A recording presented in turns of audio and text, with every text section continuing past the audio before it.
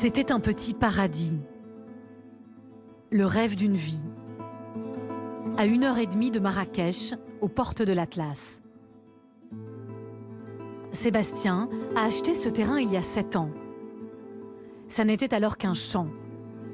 Il l'a transformé en chambre d'hôte et vit sur place. Aujourd'hui, la moitié du bâtiment est réduite à néant. Il doit sa survie, ainsi que celle de ses clients, au fait d'avoir été à l'extérieur au moment du tremblement de terre. Dans la nuit de vendredi à samedi, ils sont une vingtaine dehors à profiter de la douceur de la soirée. On était ici exactement. On était assis ici. Ouais, on n'a pas encore ramassé le verre. Il y avait des gens qui étaient ici. Et puis d'un seul coup, on a entendu un drôle de bruit, un brrr, comme ça. Je me suis dit, mais j'ai pas compris, qu'est-ce qui se passe, qu'est-ce qui se passe? Et d'un seul coup, ça s'est mis à bouger. Mais quand je dis à bouger, c'est incroyable, quand on voit le sol, il n'y a rien du tout, mais ça montait de 20 cm, quoi. Oh, et on a sauté. On était par terre, on a sauté. Personne n'a rien compris. Personne n'a rien compris.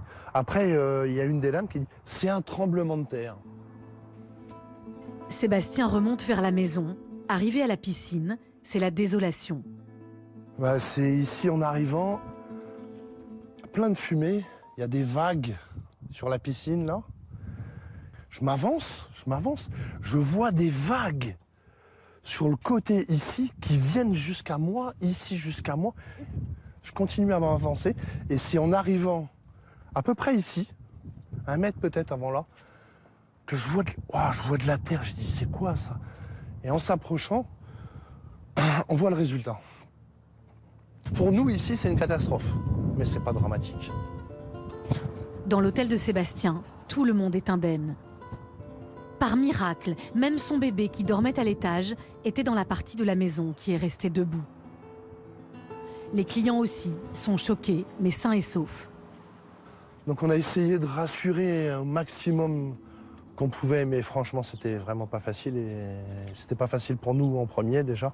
Vous aviez peur aussi? On a eu peur à ce moment-là, une fois qu'on a vu ce qui s'est passé. Cet ancien chef d'entreprise dans le bâtiment avait changé de vie après le Covid pour s'installer définitivement au Maroc. Il a mis 5 ans à construire cet hôtel avec sa compagne Rizlan. C'était la première fois que j'ai vu ça dans ma vie, alors ça m'a tellement choquée. Jusqu'à maintenant, je comprends, je dis que c'est peut-être un rêve. Il y en a qui ont réussi à récupérer un petit peu d'affaires, mais bon, tout le monde n'a pas récupéré toutes ses affaires. Il y a des papiers, il y a des passeports qui sont ensevelis. Les clients ont tous quitté l'hôtel. Sébastien a gardé les contacts pour leur rendre leurs affaires, encore bloquées sous les décombres. Lui n'est toujours pas sorti du complexe. Il a trop peur de ce qu'il pourrait découvrir à l'extérieur. Encore une fois, j'ai connu des incendies, des dégâts des eaux, mais là,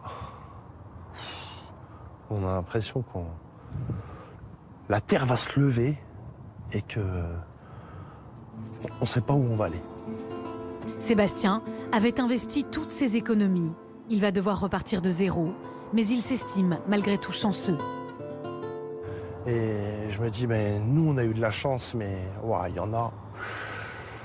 Les pauvres, quand tu vois des familles, des villages complets qui sont disséminés. À Amismiz, donc c'est le village à côté de chez nous. Dans la ville d'Amismiz, où vivent 20 000 habitants, 2100 personnes ont trouvé la mort dans ce tremblement de terre. 10% de la population est décédée.